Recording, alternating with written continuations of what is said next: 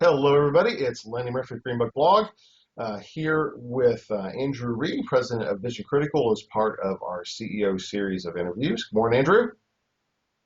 Morning, Lenny. How are you? Good. How are you? I'm fantastic. I'm actually on vacation. I'm on a workcation, but we've got a summer cottage in the middle of Canada on a nice lake here, and I'm just halfway through my vacation. But happy to be talking to someone that isn't my small children, my wife, or the next door neighbor for a little while. I understand exactly what you mean, but we won't let them hear this interview, so they won't get No. that. And you ever rent the cottage out? Let's talk about that offline. So Okay. Sounds good. that sounds like a fun time. All right, so we're here to chat about, well, a variety of things, but Vision Critical's recently released some new upgrades, particularly around mobile. So going to chat about that and hopefully get into kind of what that means for the broader industry and where you're going specifically. And we'll go from there. So first, let's talk about the new mobile release. Seems like a Sure. significant leap forward for you. Yeah, it definitely is. I mean, we're constantly launching and rolling out new improvements to our community platform, and we're excited with mobile. You know, I looked at some data a few weeks ago and noticed that well over 30% of our responses are happening on mobile devices. About 2 years ago, our first foray into mobile was about 7 different mobile quantitative question types. With the importance of mobile, with millennials being a hugely also important sector for us, we thought we really needed to come out with a more well-rounded mobile strategy and capabilities. So we now have, with the release this week, full mobile portals, a refreshed mobile quantitative question type, and mobile qual. And mobile qual is, I think, a really big, exciting area, especially when you marry up qual with mobile with community. I think you've got the ability to capture a whole different level of insight at a level, at an in the moment and at a speed that the industry needs and that we've been getting a lot of requests from. Okay, great. That's fantastic. So then with let's talk about the mobile qual piece for a second. Assuming that you're using some type, you've integrated in with the camera features on the phones. Is that all fully functional now with both video and images, or is there still some development to go? So yeah, we've decided to go the mobile browser route, so that way we could work on BlackBerry, on Android, and on the iOS iPhone devices, And feature and make phones. those fully responsive and feature phones as well. Yeah. So for us, it was important to have that capability. We have integrated with the camera in this release, and we've got photo capabilities. We're about a month away out. We're about a month and a half out from having video as a capability as well, so that you can upload videos directly from your phone. Right now, we have the ability for the moderator to post videos. Anything on the admin side, you can post videos, but the respondent themselves can't yet. We can also do interesting things like get geolocation from the survey. Once the respondent clicks on the link and starts the conversation, very valuable asset when you're doing analysis. Okay, it cut out just for a second there, Andrew. But I think what you were saying was that you're utilizing the HTML5 features in the mobile browser to be able to do geolocation. But the trade-off there would be that you're not necessarily able to do push notifications. So how are you addressing that? Yeah, that's a great question. For us, we decided not to go the route of developing our own native application that community members download. Instead, I think that people have a lot of great social networks that are apps sitting on their phones now. Things like LinkedIn, like Foursquare, like Facebook, that are right there and that have the ability to do geo. And so right now we're doing a couple of proof of concepts. Right now, there's one we're working on with Foursquare, where community members through Foursquare will get invited to participate in a survey based on them entering a store or being in a specific location. So our strategy right now is not to develop an app. We can partner with other people that have apps, but to leverage other geosocial tools that are sitting on your phone. Why have another app when you can just leverage something you've already got? Okay. Now, I assume that you're also then leveraging this platform with your non-community centric work, utilizing your own panels. Are you going to panelize them more towards the mobile platform overall, or where does that stand? Yeah, so all the voice of market we're doing with our large panels, they all get this upgrade as well. So they'll have the ability to have a much better or a new qualitative mobile experience. And it's so new that I can't comment on the immediate returns we've got because it's only been in the market for a handful of days. But I can tell you that we've got a few clients that are right now in field running some projects, and the ability to talk to talk to people that are in the market that are your non-customers, and to be able to leverage, again, we've got a lot of historical data on those people, so you can jump right into a conversation and you can get a very, very good background without having to ask those questions to the participants. So we're hoping we get very good uptake from both the community side and the panel side, from both qual and quant. Okay. So it seems, Andrew, that you're moving towards a single source model. And you and I talked earlier this year, we were just chatting, and you're like, no, we're not going to do single source. But you get the pieces are in place to go that direction. So yeah, and I don't think we came at it from single source. We came at it from having a strategy saying, can the community be a hub? Can it house as much data as possible? Whether that's data that you're collecting through the Vision Critical platform on attitudes and opinions, through other platforms, whether that is things like social behavioral data, so data on where I'm going online, or the brands I follow, or the amount of friends I have, or my clout score, or other behavioral and transactional data points. So yes, I mean, all those point to single source in having a huge view of that individual customer. What are they doing online? What are their behaviors? How does that sync up with the actual transactions that they've been making? And can the community act as almost a clearinghouse for all that data? And then for us, it's all about using APIs to then help push that data throughout the enterprise. We're working on some integrations with tools like Salesforce.com and doing some early stage investigation with tools like SAP that are very prolific through the enterprise, leveraging them to help us ship those insights out to other people to make more important decisions, and I think reinvigorate that role that insights has in the enterprise. Okay. So I guess in a roundabout way, I'm saying you could say I told you so, but I'm saying yes. Through our API strategy, we definitely are moving towards a really good holistic single source capability. What I love about that API strategy is that it allows you to focus on what you do best without trying to do all things.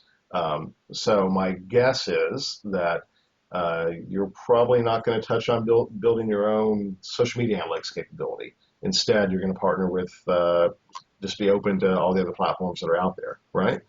So yeah, that's most definitely. And when I look at things like, right now I've got an Excel spreadsheet on my computer with about 30 different integrations that we're looking at for our platform. And I'd love to do all of them. I don't really necessarily want to have to pick. I think we've got some customers that are very passionate about a specific integration. Now that might be something that leverages facial recognition, so I can get a more emotional level data. We're not going to build that. There's 3 good companies I know of that are all doing that, and we'd love to be able to partner with all of them. The same with getting at things like social data or online behavioral data. There's some fantastic companies out there, and we want to be able to give our customers the flexibility to both work with vendors they know and they're comfortable with, but all housed within that Vision Critical ecosystem if we can. Okay. Very cool. Very, very cool. So let's go back to the mobile interface for a second, because Vision Critical started with, or at least one of your big major efforts early on were virtual environments, and I mean you were doing gamification to an extent before anybody else was, at least of the experience of interacting within the survey environment. Are you incorporating those elements into the new survey interfaces, or is it more of the traditional grid type models? How are you? What are you Great, doing great. about Yeah, great. So great question. Um, we're trying to use really good mobile technologies as our guidepost. So things like Uber, they're fantastic mobile experiences.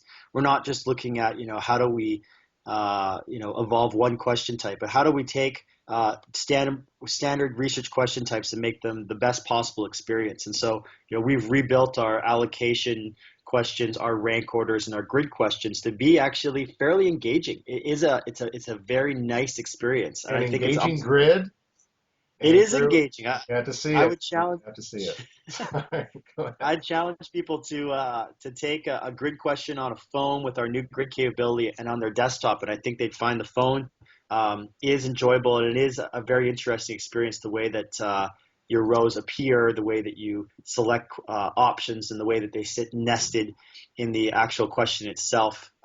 I'll send you a question when we're done, a questionnaire when we're done, so you Okay. can play with this yourself. So is that gamification? No, that's probably not gamification, but that's more of an intrinsic motivator. That's really pushing that community member to give them an experience that's a borderline enjoyable survey experience, if I can't, or I might even say enjoyable. Um, Things like the kinds of gamification you're seeing coming out of crowdsourcing and other tools that are in social CRM, we have not built.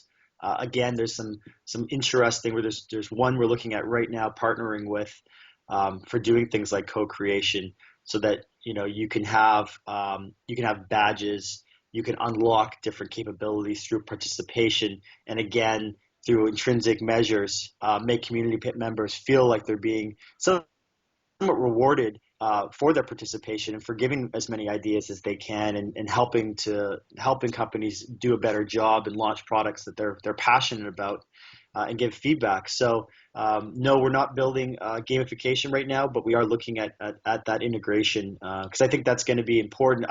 I think gamification is somewhat overhyped, and everything seems to fit into this model of gamification. I don't even, when I think about what we did with creating virtual stores, that was more of a game from my perspective. Giving someone, instead of points, a badge.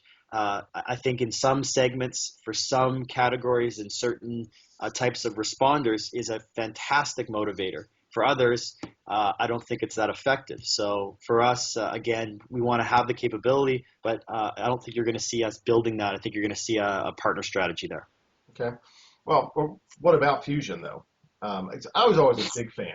I love the heat maps. I love the virtual shelf sets. Um, I know that I don't think that's a huge part of a Vision Critical's business today, but I always thought it was sexy. The We, yeah, well, that was, the whole push of how we got this company started was all around that work of simulating behavior. And actually, when I think back to it, doing things like volumetric forecasting, enabling discrete choice models through these very sophisticated and intricate stores, was we started with a very difficult, daunting task. The challenge for us was all about scale. I think if you genuinely want to be a software company, you have to find areas that you're going to scale. And what we called Fusion, which was that virtual capability, that was the tip of the pyramid around MR spend, around projects, very elite, very exciting. I'd go back and do it exactly the same way again if we were starting the company again. But right now we're doing a handful of those for some select clients that are already buying communities for us. We've got a group called a Custom Technology Solutions Group that does still have that capability. But as you'll notice if you browse our website, we're not really promoting it. Yeah. We're not pushing it because it doesn't scale the way software does. And I think long term, the best value we're going to give to the industry is through building really good community software. Okay. All right, cool. But it's nice to have a good place to go play every once in a while and be creative, right? So exactly, it's like they took away my Lego set. We haven't done anything. I've got some ideas with things like Google Glass and a bunch of other crazy ideas that we could use to push that area even further. But I've been fenced into community, and so we're doing a lot of proof of concepts and innovation in that area, not the virtual area, but it's still offline. I can passionately talk your ear off about some pretty cool tech advancements that I'd love to play with. And if someone wants to, fund, maybe we could find a way to push forward. All right, well, let's talk offline. Now, let's bring this question, though. You've been speaking at conferences for the past year or so about augmented reality. So is that still kind of Andrew's pet project on, we think you're going to get there soon, or are you incorporating, is that really part of the roadmap? Yeah, you know what, and I think augmented reality needs a few cycles before it's really useful from a market research perspective. We're still seeing that in things like in AR, the best application is someone going in, a repairman going in to fix a printer, some kind of mechanical. It's got a really good commercial use right now. And my hope with AR is to be able to, without having any kind of a marker, recognize logos and be able to grab a geolocation, grab a logo, and have and through someone taking a picture with their phone, pushing that to a survey. That was the hope I had, was really changing brand research and being able to get different kinds of brand consumption and in the moment data. That was the hope I had around augmented reality, and also being able to do some interesting things in store. We're still playing with that and tinkering with it. It is a bit of Andrew's pet project. I wouldn't say it's on the roadmap for Spark, which is our community platform. But I think it's going to come around, and I think we're going to see that incorporated. Because my future, and the future I always think about is we're never going to stop asking people questions. We're always going to have to, but it's all about asking fewer, more targeted, relevant questions. And if that can always be what drives you forward, then anything you can find that helps accomplish that goal of fewer, smarter, targeted, relevant questions should be in consideration. So it's actually interesting to bring up the brand recognition component of augmented reality, and it makes me think about the video. It makes me think about video analytics, which then leads me directly to this question of, since you're incorporating in now new data sources just through video and images through the mobile play, what is that doing to the analytical components on the back end of Spark? Are you going to incorporate in some new tools? I know you purchased a text analytics company that you're helping to use or utilizing that to help with analysis of text responses. What are you going to do about images and videos? Great question. So yeah, we did buy a company called Discover Text last year. We're actually rolling out a new version of that software that's been rebranded to text analytics software. It's interesting. Everyone I look at, it's like looking in the cockpit of a DC-10. It's fairly complicated. We tried to make it as simple and as clean, easy to use as possible. So we're rolling that out, and that takes care of dealing with text. But great question about images and video. My inclination is to really push the users and to push the community members to help you tag all of that data, because there's great data that you can get, and I think like also how all social networks work right now, where whether you're on Facebook and you're tagging your friends, there's a lot of different software I've seen out there that does a good job pushing the members themselves to help classify and categorize large volumes of images. I think is the logical way from an analytics perspective to get more value. All the images that a user uploads obviously are stored alongside their profile, so you can be looking at any kind of profile data, but that can be very qualitative. So the way you make it quantitative, the default is to get your members to help you get that crowd involved. I think longer term, there's a lot of other tools, and this is a big area. You can see companies like Google spending a lot of money using developing technology and processing tools to do more to analyze images themselves, and we're going to see, I think, that area continue to grow. Vision Critical is not going to push that wave. We're going to just ride it with, again, our integration strategy. Okay. All right, very cool. So, you guys have come a long way in a pretty short time, really. I mean, you and I both started in this about the same time overall. You've come further than me for sure, but but I think in the last year or so, it really seems like Vision Critical hit critical mass. I mean, you're already a well-known, great company, but in the last year, it just seems like you have exploded, and that growth is really inspiring. Probably pretty scary to some other folks in the industry. Um, how are you going to keep that up? Where do you see things going over the next 12 to 24 months? Well, I think the dam's been broken in the industry that people are believers now that this community model, the idea of having an ongoing conversation with your customers, of leveraging your brand, leveraging your touch points, isn't a dirty thing, and that the traditional model of ad hoc research is somewhat broken. So for us, the catalyst is at some level it's about vision critical. It's more just about this idea of community. The more people we're seeing embrace that model and the success that our customers are having.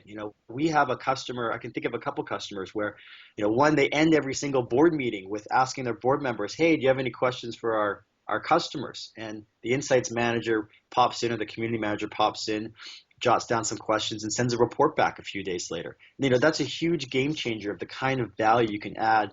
And so that's what we're seeing breaking the dam. We're seeing, I think change things for us is we've been pushing hard and we've been helping people sell these in, and we're seeing now not quite a pull strategy, but we're seeing more enterprises understand the importance of a insight community and how that plays alongside their social CRM initiative or other analytical capabilities that they have. So for us, the future I think is about partnering. We want to see more partnerships with other MR companies, with companies like system integrators that are integrating ERP tools or other CRM installs or BI installs, the Accentures, those kinds of companies.